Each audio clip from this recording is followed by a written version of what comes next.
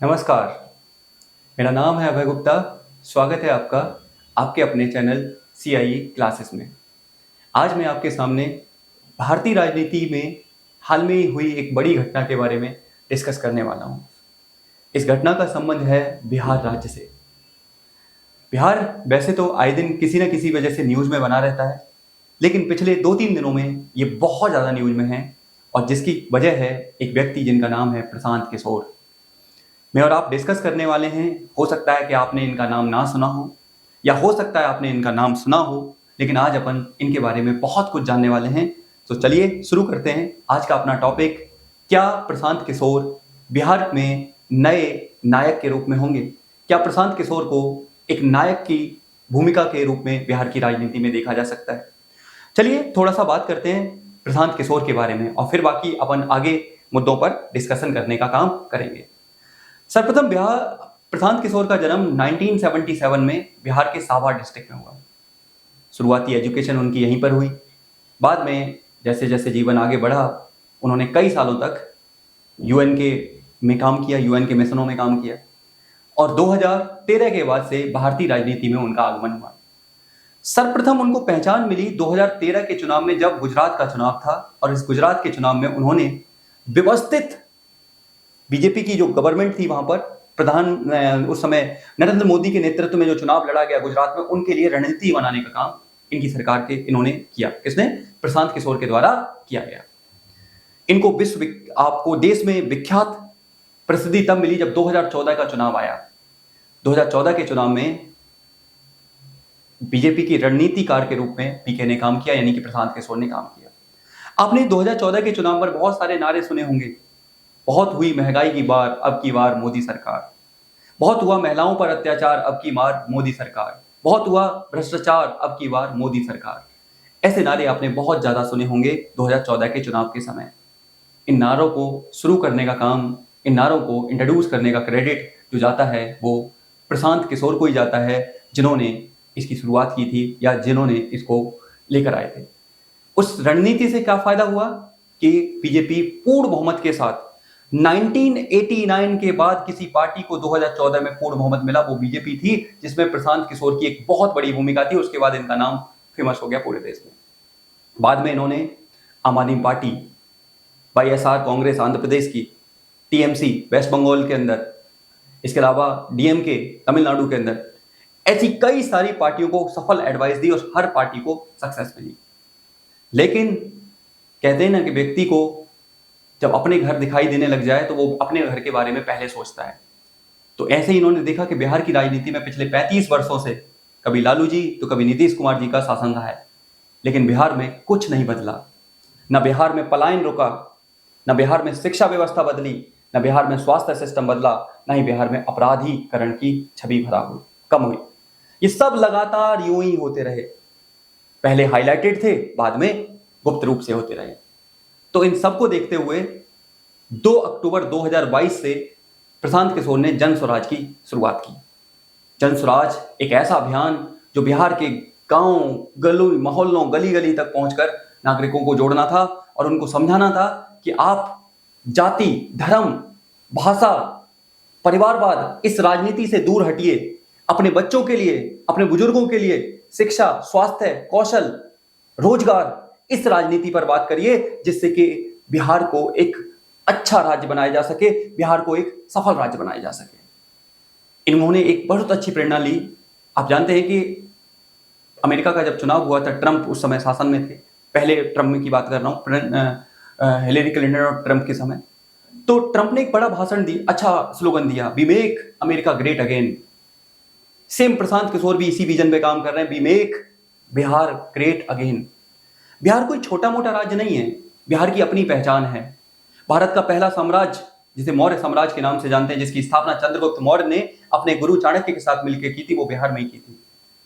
एक ऐसा आइडियोलॉजी, एक ऐसा धर्म जिसकी शुरुआत, जिनकी तपोस्थली, जिसकी कर्म भूमि बिहार माना गया, वो है गौतम बुद्ध।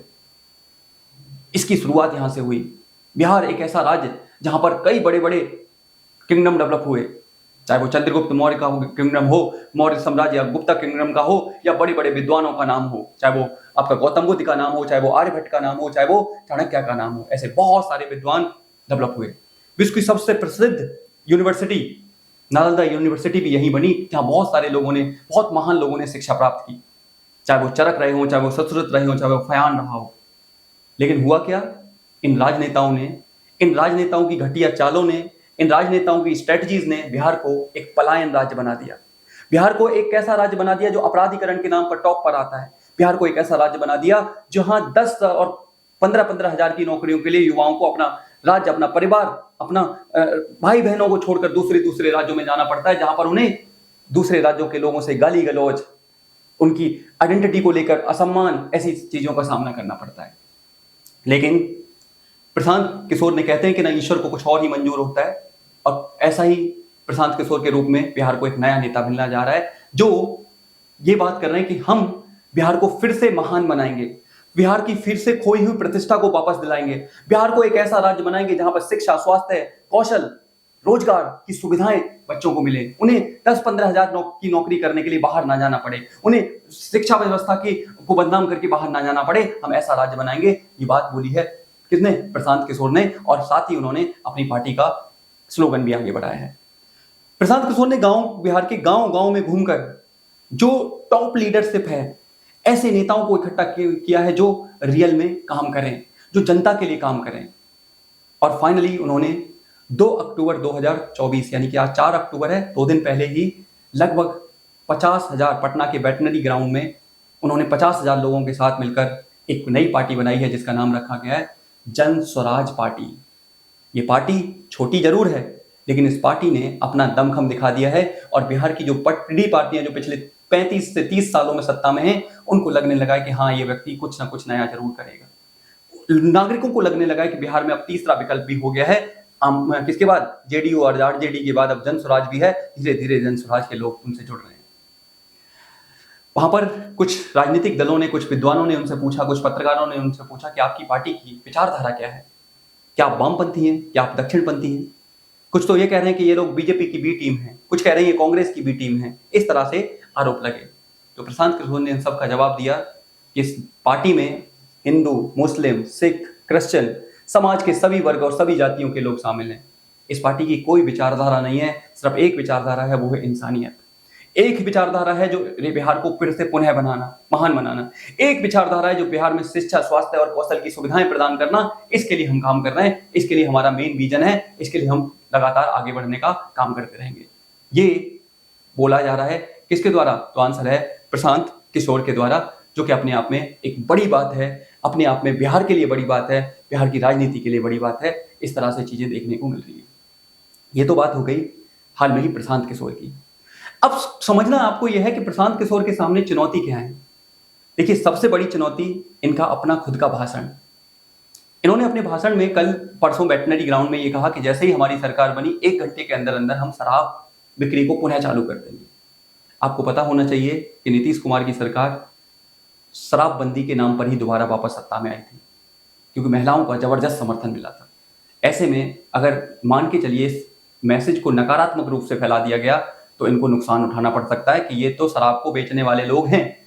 विपक्षी पार्टियां इनको शराब का सौदागर के रूप में उजागर कर सकती हैं, जो इनके लिए समस्या हो सकती है। दूसरा, बिहार की राजनीति में धर्म और जाति का बहुत ज्यादा बोलबाला है, और जहां तो बहुत सारी पार्टियों का जन्म ही ओबीसी की राजनीति पर, एससी की राजनीति पर और एसटी की राजनीति पर हुआ हो, वहां पर एक नई पार्टी को स्थापित करना अपने आप में बड़ा चुनौतीपूर्ण होने वाला है। इनके लिए कोई आसान रहा नहीं है। दूसरी, बिहार की अव्यवस्था, एक छोटे लेवल से लेकर बड़े लेवल पर फैले हुए कुरीतियों को ठीक कर पाना इनके लिए कोई आसान काम नहीं होने वाला है।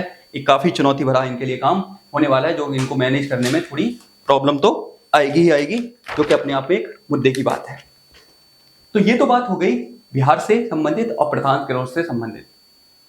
अब देखना यह होगा कि क्या प्रशांत किशोर बिहार को रियल में एक महान राज्य बनाएंगे, क्या उसको खोई प्रतिष्ठा फिर दिलाएंगे, या फिर ये भी बाकी पार्टियों के नेताओं की तरह, जैसे दिल्ली में आम आदमी पार्टी के नेताओं की तरह अवसरवादी बनकर अपने ही परिवार को, अपने ही लोगों को आगे बढ़ाने का काम करेंगे, या फिर चुनिंदा लोगों को आगे बढ़ाने का काम करेंगे। ये तो भविष्य की गोद में है, लेकिन जो भी है, बिहार को एक नया विकल्प मिलने जा रहा है। अब मैं यहीं पर एक और चीज आपसे डिस्कस करना चाहूंगा, ध्यान से सुनिएगा। एक महान विद्वान है, राजनीति के बहुत महान विद्वान हैं, महान आप कह सकते हो कि विचारक हैं, जिनका नाम है प्लेटो। ये नाम आपने जरूर सुना होगा, जरूर आपने जब भी पॉलिटिक्स की चर्चा की होगी नाम जरूर आता है। प्लेटो बात करता है कि राजनीति में भाग न लेने का सबसे बड़ा जो नुकसान है वो ये है कि आपसे अयोग्य व्यक्ति आप पर शासन करने लग जाता है। बात भी सही है, आप पॉलिटिक्स में पार्ट मत करिए, आपसे अयोग्य व्यक्ति पार्टिसिपेट करने लग जाएगा। बिहार की राजनीति का इसमें जीता जागता उदाहरण है तेजस्वी यादव, जो खुद से 9th क्लास पास नहीं हुई। वो व्यक्ति सोच के देखिए, युवाओं का ग्रेजुएट, मैट्रिक, PhD होल्डर्स के भविष्य तय करने का काम कर रहा है। तो क्या वो रियल में है? उसके पास कैपेबिलिटी है? ऐसी नहीं है। ऐसे बहुत सारे नेता हैं, कितनों के नाम लिए जाएंगे? ये बहुत बड़ी प्रॉब्लम है। और जब आप भाग नहीं लेंगे तो कोई तो भाग लेगा, और यही होगा कि जब, क्या बोल रहे हैं वो प्लेटो, कि जब आप भाग नहीं लेते हैं तो आपसे कम अयोग्य व्यक्ति शासन ले करता है। बात भी सही है। एक और विचार है बुद्ध का, ध्यान से सुनिएगा। बुद्ध ने अपने विचारों में कहा कि व्यक्ति के भाग्य का निर्माण किसी पूजा स्थल पर नहीं होता है, मंदिर, मस्जिद, गिरजाघर, गुरुद्वारा में नहीं होता है, राज दरबारों में होता है। इसलिए आपको पार्टिसिपेट करना चाहिए, राजनीति में पार्टिसिपेट करना चाहिए, जिससे कि आप अपना भाग्य बदल सकें, जिससे कि आप अपने भाग्य में बदलाव ला सकें। ये कौन बोल रहा है? तो ये बात बोली गई गौतम बुद्ध के द्वारा। ये बात गौतम बुद्ध ने स्टेटमेंट देकर बोली। तो ये अपने आप में एक बहुत अच्छी बात है कि हमें पार्टिसिपेट करना चाहिए। लेकिन पिछले कुछ सालों में देखा जाए तो भारतीय राजनीति में युवाओं का मनोबल धीरे धीरे कम हो रहा है, राजनीति से दूर जा रहे हैं युवा। आखिर क्या रीजन है कि राजनीति से हम लोग दूर जाते जा रहे हैं?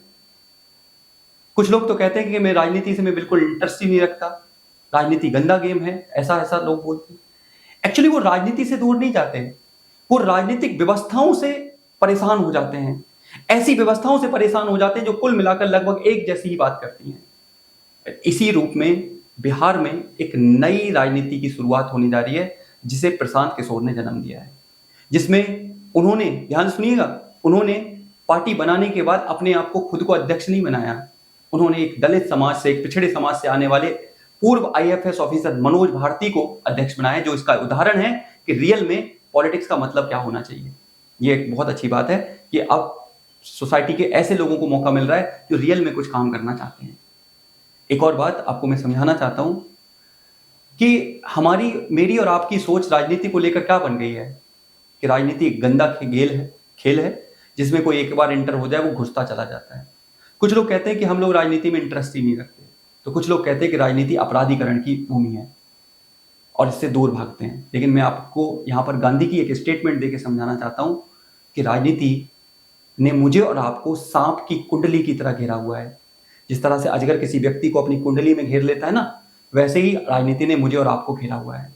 मैं और आप कितनी भी कोशिश कर लें इससे निकलने की, निकल नहीं सकते, सिर्फ लड़ सकते हैं। जैसे सांप की कुंडली से एक बार व्यक्ति फंस जाए तो निकल नहीं सकता, सेम लड़ सकता है। ऐसे ही मैं और आप राजनीति से कितनी भी बचने की कोशिश कर लें, मेरे परिवार में, मेरे समाज में, मेरे स्थान में, मेरे जिले में, मेरे राज्य में, कहीं ना कहीं ऐसा स्तर आएगा जहां मैं राजनीति का हिस्सा बन जाऊंगा और ऐसे में मैं बच नहीं सकता, मैं सिर्फ राजनीति में लड़ सकता हूं।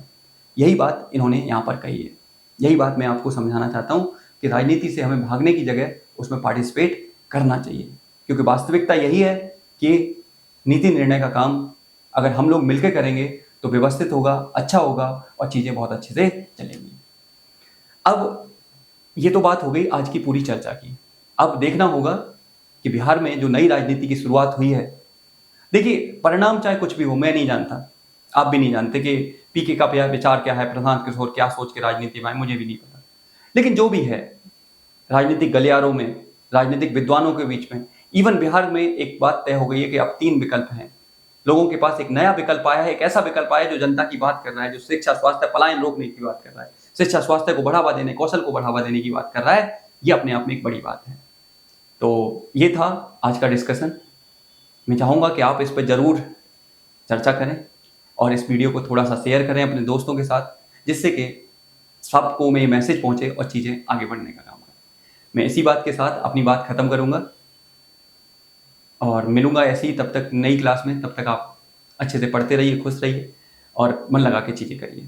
तो मिलूंगा ऐसी क्लास में, तब तक के लिए आप सभी का धन्यवाद। जय हिंद, जय भारत, जय बिहार।